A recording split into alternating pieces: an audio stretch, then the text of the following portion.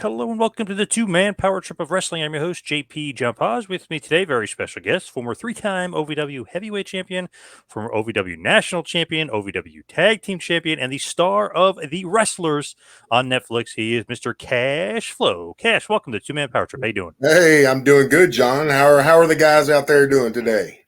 Very good. What's going on in your world? Has it been a whirlwind due to The Absolutely, Wrestlers? it has absolutely been a whirlwind. I'm trying to take the time to stay off my phone and hang out with my kids, but you know what? It's blowing up. I feel like this Netflix wrestlers is everywhere, and I'm walking down the street, people are hollering out their houses, and it's been crazy. I'm not gonna lie, it's been nuts. Were you surprised at all about any of that? Uh, really, I wasn't. I knew it was going to be big just because, you know, I watched the process of how they gathered what they gathered. Greg Whiteley is an amazing director, and I just knew that it was going to be crazy big. When this idea initially came out, of course, on Netflix, but when it initially comes to you guys, like, what is the thought? Like, how does it all go down? Like, hey, we're going to just be filming some stuff, or like, how did that all come about? You know what? I can't really tell you anything about that. Me being a professional wrestler, you get told a lot of things and a lot of stuff you just kind of brush off to the side. And I'm going to be honest with you. That's what I did up until I had this huge camera in my face at my house. And even then, I was still kind of leery about it just because of the type of content and stuff. I'm kind of an old school type of guy. So, now that it's here, I'm trying to take it all in stride and I'm enjoying the moment. That's for sure. You are kind of one of the big baby faces on the show. If you really look at it, I mean, I watched the whole series, awesome stuff. It's like, a lot of guys, a different journey, but you came out as like a big baby face. Did you kind of get that feeling too, watching it back? I did get that feeling.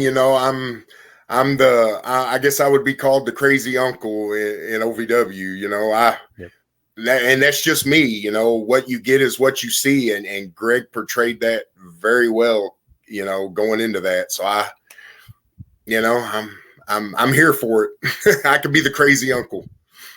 Like non-wrestling fans could kind of relate too, right? I mean, it's like, okay, this guy's been at it so long, it's something that he loves. That's like another added thing too. Like for non-wrestling fans watching, it's like, wow, this guy is just so passionate about it. He's a veteran, he's been doing it for so long, but he's doing something that he loves to do.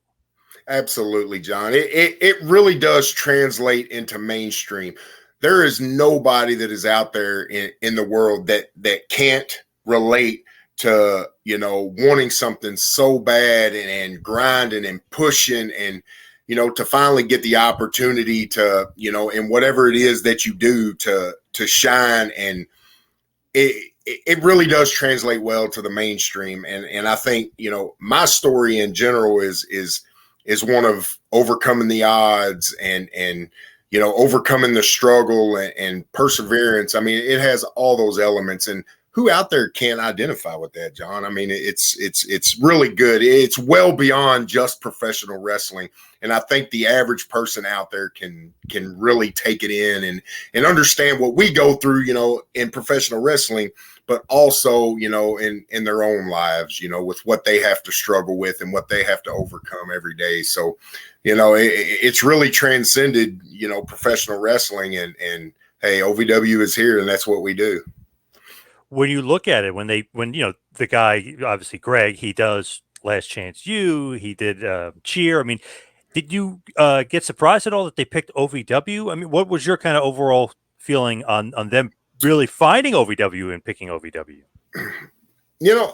Like I said, it all come really quick. I don't know, the process behind how they picked, who they picked, why they picked, even down to the guys they decided to feature. I don't know, I don't know any of that process. I can't really speak on that, but I'm super grateful that they landed at OVW, and I'm super grateful to for those guys to tell my story in particular, along with the other guys. I'm proud of all the other guys that decided to put it all out there as well. So, like I said, I can't speak on why, we were chosen.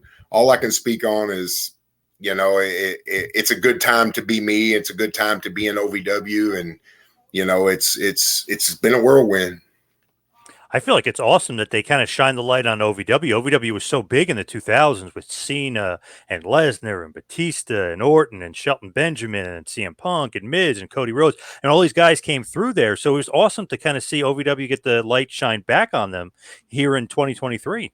Absolutely. The lineage that had come out of OVW is second to none. I mean, those guys are the guys that are basically had run the business or are running the business right now. And you know, I always tell people, yeah, that lineage is there and it is still OVW, but this incarnation of OVW is a little different. It feels a little different. I had the privilege of actually, having a little run in OVW back in about the mid 2000s, and the air of OVW then as opposed to what it is now, it's a little bit different. And I really enjoy the guys in the locker room. I really enjoy, working with the office. It's such a learning environment. It's such a positive environment. And, my experience in OVW is second to none. So Speak about that difference, though. How is it so different? Is it just a different locker room? Is it because you're the veteran and they're much younger? Like, what's the difference?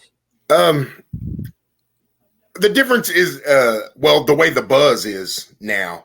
Oh yeah, Back then there really wasn't that lineage that come through. Now the pressure is on. We have this to live up to, and for the guys to be able to push and to be able to do that on a consistent basis to try and get noticed, not to mention with what we're going through right now with Netflix and wrestlers, and it's a different aura.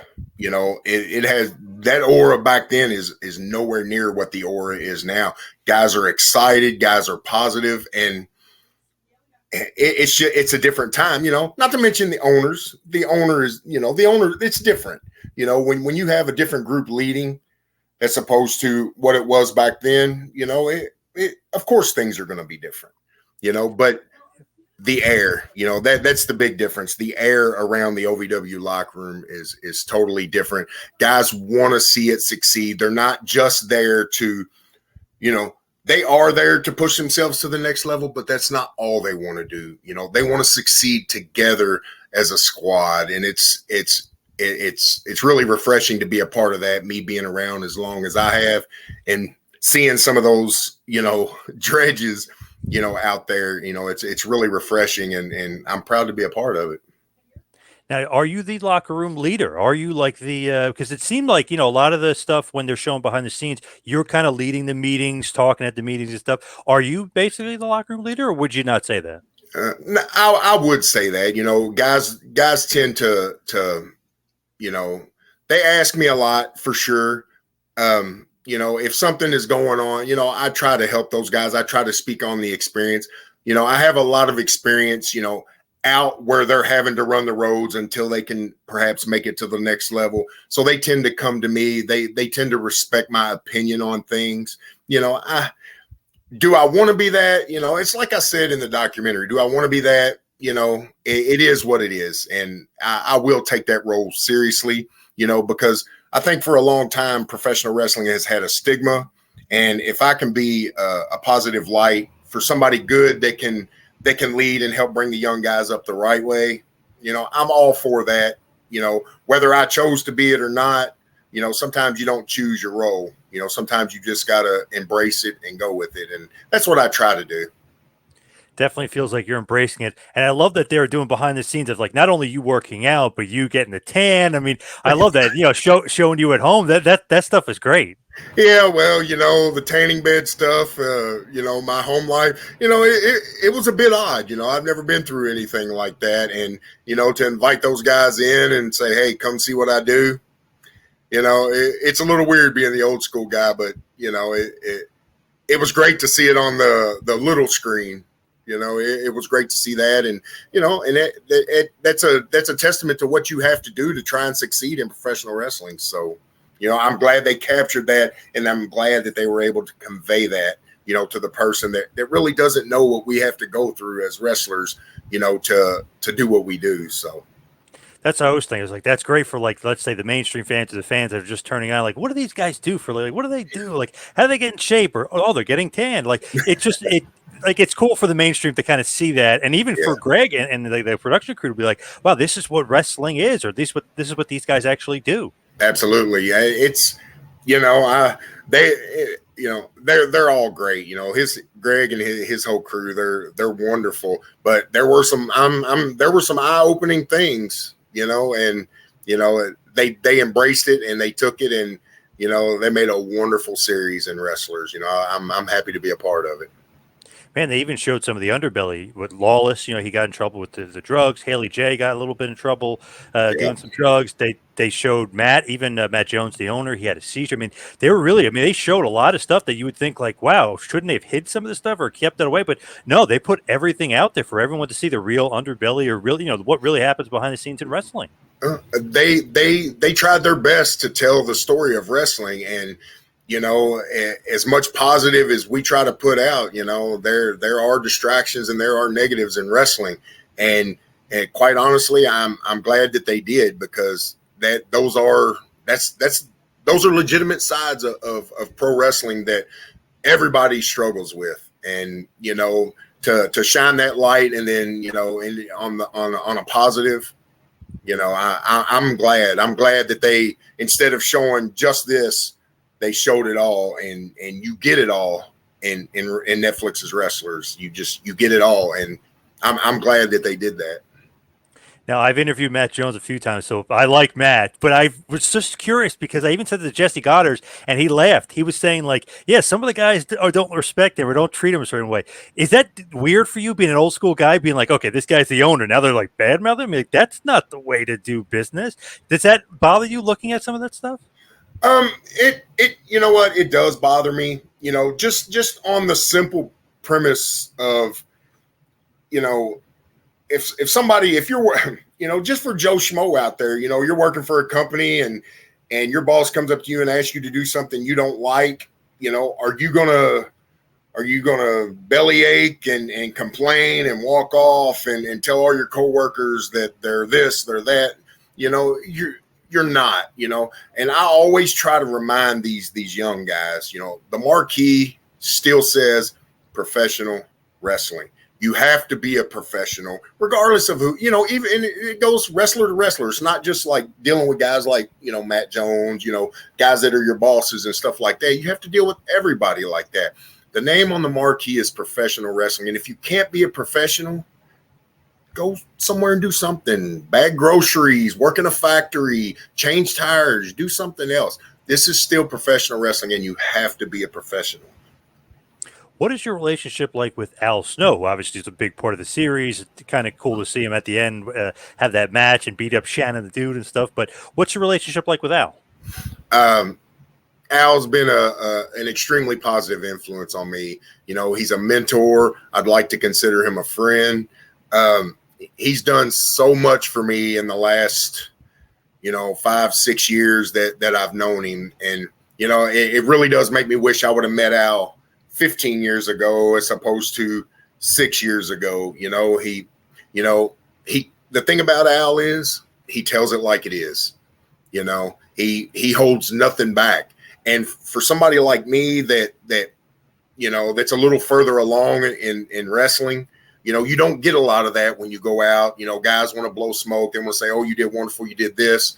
Not Al. If he sees something he don't like, he tells you about it. And that's, for me, that's like gold, because that's allowed me, to bring it, and keep doing this, as opposed to staying here and, just kind of skirting my way until, so it's been amazing working with Al. It's been amazing, sitting under his learning tree and trying to figure out my way and where I'm at, as opposed to, because I'm not in the same place as some of the guys that are just coming in. I've been around a little bit, and it's really awesome to be able to sit under Al's tree and just learn, where I'm at and what I should be doing and what I can still do. So, he's a mentor. He's a friend, and Al Snow is one of a kind. Al Snow is one of a kind. He leans on you for a lot as well, I feel like. And that's okay. because he gives me a lot. In turn, I'm going to give him as much as he gives me. And, I wouldn't have it any other way. If he needs something, you best believe I'll be there, because he's that way with me. You give and you take. That's how it's supposed to be, you know. When you look at wrestlers, is the sky the limit as far as how many people can see it? Because if I keep looking at it, it's like top 10 or whatever. I mean, it's always in the top. Is there like kind of a limit? Is there expectations for like as far as the show? Um, I don't think. I don't know about expectations. I'm not really worried about all those. You know, that doesn't concern me. If I had my way, there are 7 billion people in the world. 7 billion people would watch wrestlers. Professional wrestling in pop culture is about as ingrained as NFL football. And for the average person out there, if they wanted to know more, everybody's heard about professional wrestling. Tune into Netflix's Wrestlers, and it will give you some serious insight into what professional wrestling really is and what it does on a daily basis. Has anything surprised you from the Wrestler series at all? Like maybe something you didn't expect, or what do you think? I really didn't expect to see my rear end in the tanning bed, honestly. I mean, True. Yeah. my wife kind of giggled about it a little bit, but it is what it is. But other than no, there's nothing because all that stuff I know, I've seen it, I've lived it, it doesn't surprise me. It just brings me back to the way that the director Greg Whiteley portrayed it. It's just amazing, and it's just amazing. And like I said, I'm just proud to be a part of it. Now, wrestling is your love; it's your passion. It obviously is how you put food on the table. It's how you make money. How does your wife feel about it? Like, how does the home life feel about you being so ingrained in the business? Uh, well, let's see. This year will be my 19-year anniversary, wedding anniversary with my wife. I'll have almost been married 20 years, and it's been mostly in professional wrestling. We've had our ups and downs with it. There are times where, she wanted to throw me out a window because I had to go wrestle. Um, you know, there are times where she's been all about it. And, right now we're at a place where professional wrestling is the family business. Cash Flow is family owned and operated. We all help out in the business, of cash. It's a bit nerve wracking to her because she's not used to the spotlight a whole bunch, Yep. And she's starting to get those where, she's at stores and people are saying hi and, she's starting to get called out like that. And it's a bit unnerving to her, but she's learning to deal with it. It's been a whirlwind the last week or so. So Yeah, she was on the show. So obviously, I mean, that millions of people may now know who she is. Maybe she didn't absolutely. want that before, but she's going to get it now. And she has. I can only imagine as time goes on how it's going to be. I can only imagine. So she's okay with the business, though. I mean, she likes the business, or not necessarily a big wrestling fan. Um, Not necessarily a big wrestling fan. She likes wrestling for sure. The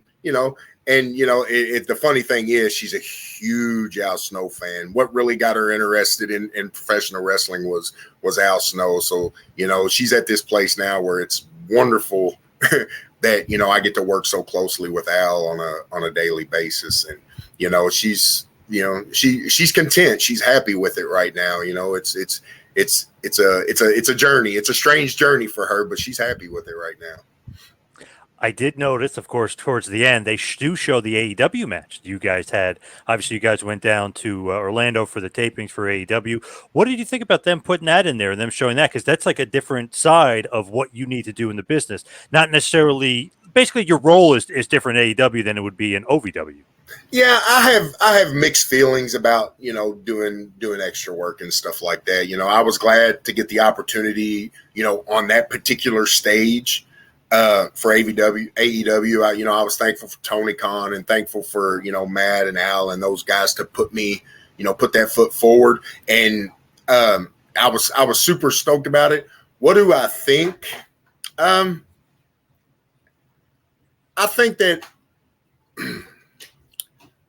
I think it's good that the regular folks see that side of of wrestling. You know how you have to go, you're this in one place, and then you have to go over here, and you have to be this for another place. You know, um, yeah, I'm glad that they did it because that is a huge part of, especially wrestling nowadays. It wasn't so much, you know, back then, but especially nowadays, that's a huge part. You know, the guys come up, the guys they're all about, you know, wanting to get seen, wanting that exposure, you know, going to do all the extra work, you know, doing all they can to catch somebody's eye. You know, that's a huge part of the wrestling business these days, and I'm actually really glad that they put that in there. It's funny too, because to your kids, you're like, "Well, this is the job I had to do for this show. This is why they brought me in." Because they're like, "Oh, I want you to chop," because you probably have one of the loudest and most vicious chops in the business. But you're like, "Oh, I want to see the chops." You're like, "Well, that wasn't my job there. It wasn't my role that I was given that day."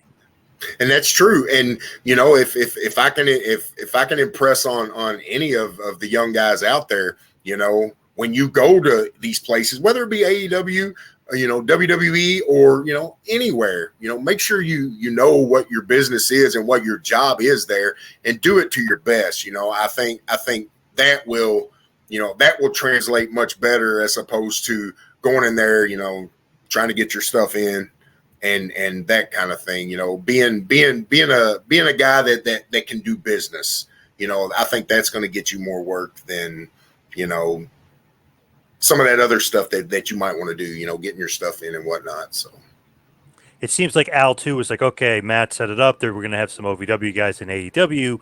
Let's send Cash, the most professional guy. I want to like leave a good impression, have them think OVW is professional, and like this is the way we do things in OVW, right? I mean, that's what it seemed like to me." and yeah.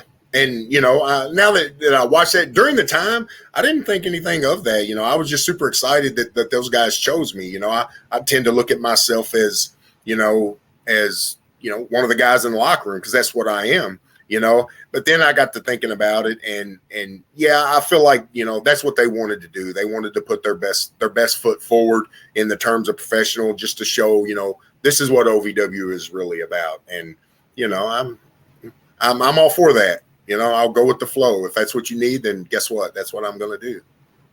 Any sort of AEW relationship going forward for either yourself or for OVW? Um, that I can't speak on. At that time, I'd had some guys, some old friends that were agenting and whatnot back then. You know, not so much now as far as me personally. Now, as far I couldn't speak on like the office business. I couldn't speak on like, you know, OVW's any kind of relationship that they may have with AEW or WWE or anything like that. You know, that's way above my pay grade, John. Any interest in going back? It would be interesting for sure, but I think at this point, you know, if I was to do any kind of extra work, you know, the money would be great, but at this point, I think it would be counterproductive to what I do at OVW, and I would probably have to decline. I feel like doing that extra work is all well and good, but you know, you're a certain person here, and if you go, you know, regardless of what you're supposed to do in the job that you have to do over here, you know, they tend to need you to do something totally different than Right. you're doing over here. You know, I would probably decline just because I don't want to jeopardize what I'm doing over here to go do over here for just a little more money. You know what I mean? It's not like I do okay over here. You know what I mean? It's just Yep. it's probably, I'm not going to sacrifice what I'm doing at OVW to go over here and bury that. You know what I mean? Yep. OVW is starting to pick up some steam. You don't want to have that steam, or that train derail, if you will. Absolutely. And I've kind of always thought about that. You know, I've kind of always thought about, you know, well, how does it, even though you're going to make money, the whole point is to make money, feed your family, even though you're going over here to do that, you know, you have to, because it's really not fair. It's not fair for guys like OVW and whatnot, you know, because you're going over here and you're devaluing yourself as opposed to you're coming over here and these guys are investing money in you and TV time. And you know, it's to me, it's not a good business strategy. It's just not a good business strategy. How did you feel when Haley J was doing the WoW stuff? Because it seemed like was a little bit of a point of contention there, because it was almost like, you're taking away from what we're building here. just to go over there. You know what I mean? Very, very similar. Slippery slope, I guess you could say. It is a slippery slope, and I'm not gonna speak on that's office stuff. I just try to I try to keep everybody positive and keep the wheels rolling in my role in the locker room at OVW. I'm not gonna I'm certainly not going to bash anybody for doing what they feel is necessary. At the same time, I'm not going to I'm not going to bash the office for getting angry at that, because let's face it, they have a job to do too, and they have rules that they have to abide by. So I'm not going to touch on that too much. It's that's kind of her thing, and that's between her and the office, and I'm not office. True. Now that chop, I got to ask because I was just talking to Jesse Goddard about it. He said that you chopped somebody, and he thought you were in the next room, and you were like down the hall or something. Like that's how loud. Where's that chop come from? I mean, obviously you got bear paws for hands, but why the hell and how the hell is it so loud?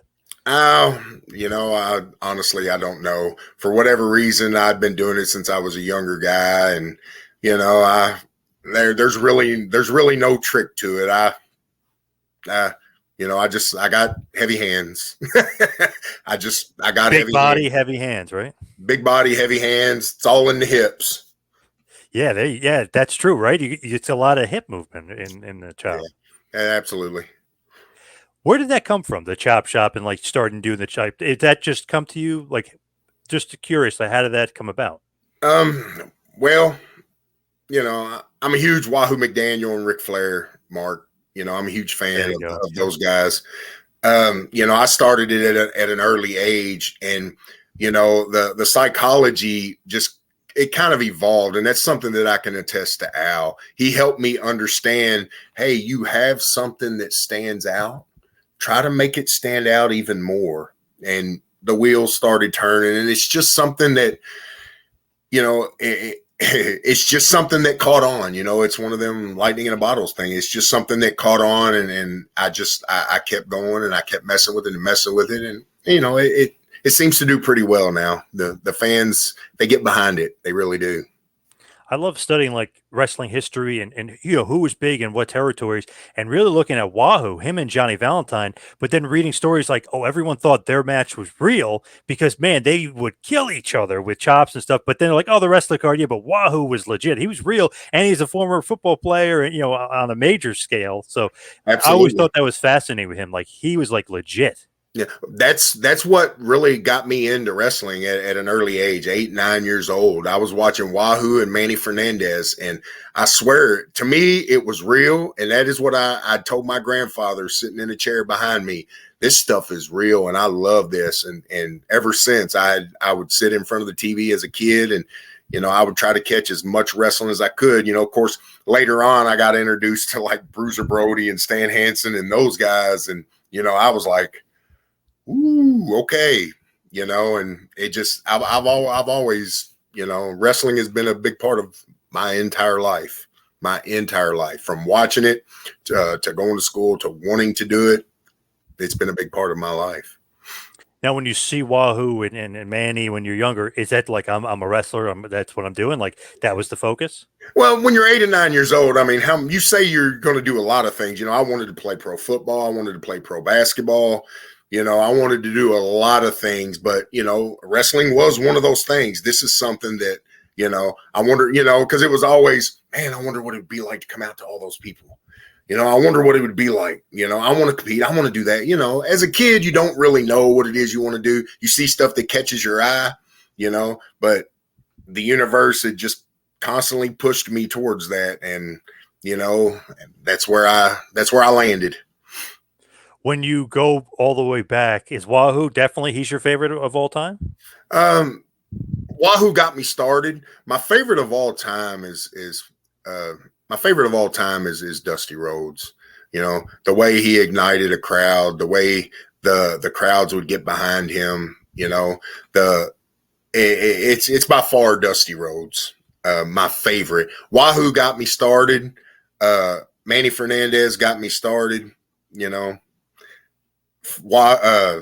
Dusty and Flair, Barry Windham, Four Horsemen, those guys from the early to mid 80s, those guys kept me enthralled. Ole and Arn, you know, and I was a Southern wrestling guy.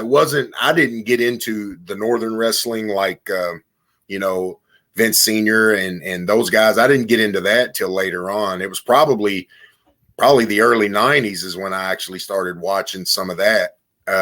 But I was always a Southern wrestling guy. I was always Memphis. I would catch, a lot of Fritz Von Erich and World Class Wrestling, down in Texas. And I just so happened what got me really started on Northern wrestling was I would catch, the Minnesota territory. I would catch Vern Gagne and those guys up in AWA. And, I was like, well, this is up here. What else is up here? And that really got me, to the WWF at that time. But yeah. So when you break in, who did you train on? Was it Ian Rotten? Is that how you kind of got started? Because you're much different path as far as now and where you were, right? You were doing death matches and stuff when you first started, right? My first probably 10 years in pro wrestling was death matches. That's how I broke into it. Now it wasn't all it wasn't all death matches. There were matches that I had that there wasn't, a whole lot of blood, unless of course I got hard weighed at some point, which happened, quite often. But yeah, I did my share of death matches. And yeah, IWA Mid-South is where I got my start in wrestling back in the mid-90s, 96, 97. My very first professional wrestling match was against a guy named Tom Burton. He was a shooter, and man, he stretched the snot out of me. It was crazy. We had a finish. Of course, I'm just a listen at that time. He had a finish. He said, "Here's what we're going to do, kid." He had a finish. Well, he ended up stretching me so bad I couldn't hang. I ended up tapping out before I couldn't even get to the finish. So, wow, yeah, what a start to the business. Well, back that's how you started in professional wrestling back then. I know it's a little bit different these days, but professional wrestling business isn't different. Just kind of how things get started. Is it too much difference now to then? Because I mean, it's a lot of smaller guys, a lot more flippity stuff. Is it too much different, or is some of it good? Nah, it's all good. Professional wrestling hasn't changed a bit. Society has changed, and what they like and what they push to the top has changed. That's why you get smaller, more athletic guys and that kind of stuff. But professional wrestling as a whole hasn't changed. It hasn't changed a bit. You have to, walk a few more different lines, but the paths are all the same. And, the way professional wrestling works and what sells, it hasn't changed a bit. And I happen to think, that it's probably changed for the better. There was a lot of doom and gloom in professional wrestling back then. Of course, they drew more money and they drew bigger houses and that kind of thing, but professional wrestling now, it still has to figure out that formula, and do I think they will? Absolutely. Professional wrestling isn't going anywhere. And maybe they have figured out that formula. Vince McMahon makes a lot of money right now. Yeah, TV rights. It's a different streaming. I mean, it's a different era for sure. A different way of watching. Absolutely. Which is why OVW is on Fight TV, right? I mean, this is a different day, a different era. I mean, that's what you got to do to stay, relevant, basically. Absolutely. You got to work your social medias, on your personal, on the personal side to kind of get yourself over, and you gotta be able to work those cameras when you are, in front of them. So, professional wrestling as a whole hasn't changed, just the mediums and stuff like that, some little tweaks here and there, but. I got to ask you about Ian Rotten though. What was it like working for him, and are you getting all your paydays when you're working for him or not? Because there's many many bad rumors about working for him through the years. You know what? It doesn't do me. I've not talked to Ian in a long time, and it doesn't do me any good to sit here and wish him, ill will and stuff like that. And quite honestly, I'm not going to do it. I will say this: Ian Rotten, he was good at booking matches, but he was not a good businessman, and that's all really that I'm going to say about him. I'm just, he had his time. he did the best that he could do, and it is what it is. That's just not my way. What do you think just about deathmatch wrestling in general, like then versus now? Because it kind of had a resurgence over the last few years, for sure. It started to get popular again, big time. Some of my really good friends are deathmatch wrestlers. I'm not gonna knock their hustle, and there is a niche, Big time. for Big time, that yeah. particular type of, and I wish the guy that are my friends, I wish them all the best. And some of them do really well doing deathmatch wrestling.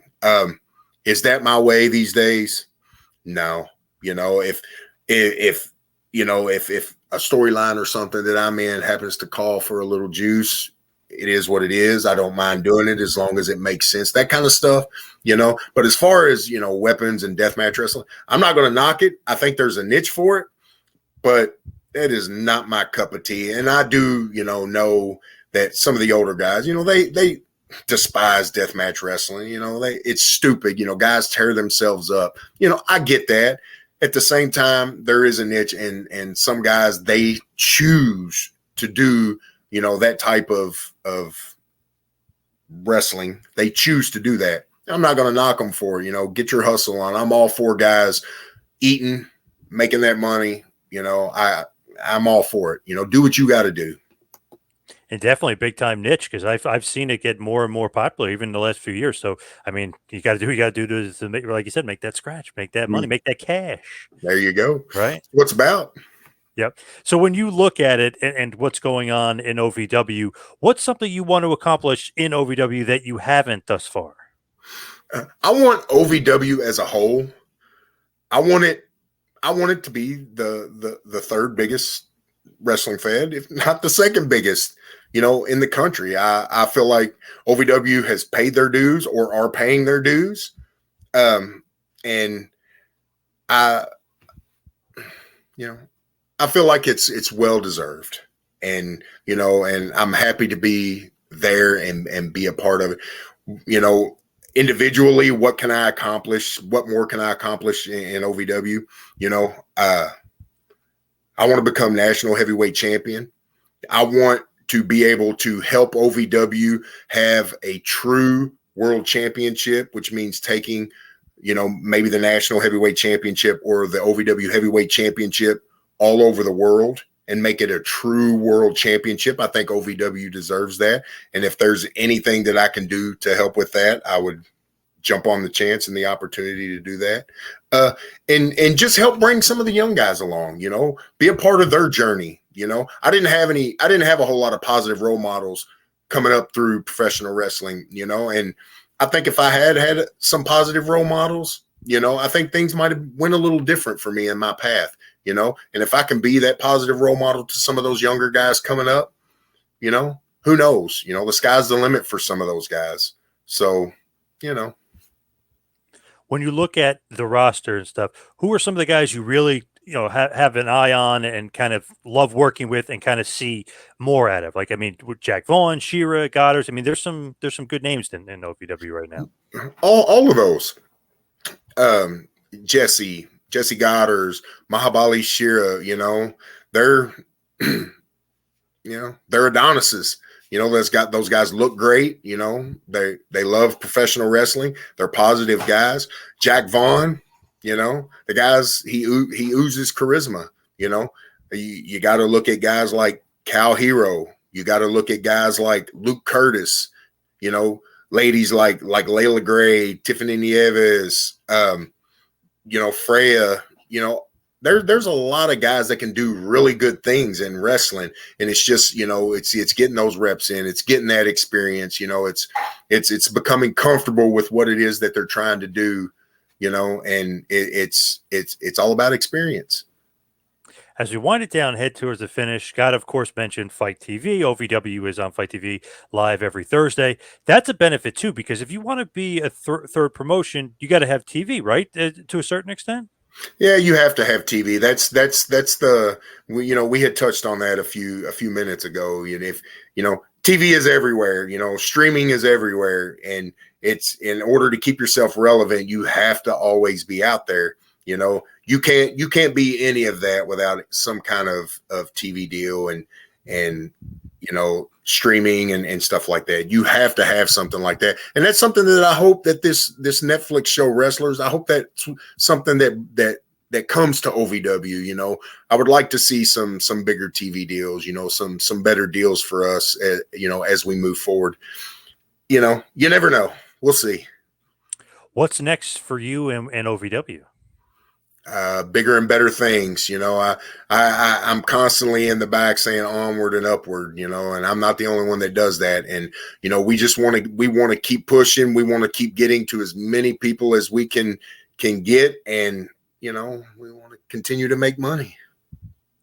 Now, as far as net wrestlers, of course, you can get that on Netflix. Always, it's usually at the top. So anytime you go on Netflix, you'll probably see it in the top or top 10. So that's great. What would you say to just say a non-wrestling fan, like why they should watch it? Netflix Wrestlers is more than just about wrestling. It's about passion. It's about perseverance. It has it pulls on your heartstrings. It has drama. Okay. You get all those elements, and there is something for everybody that you can identify with. I would highly suggest that you watch it, and even if you take professional wrestling, if that's not your thing, even if you take professional wrestling out of it, you still have high drama. You still see the stories of passion, perseverance and heartache.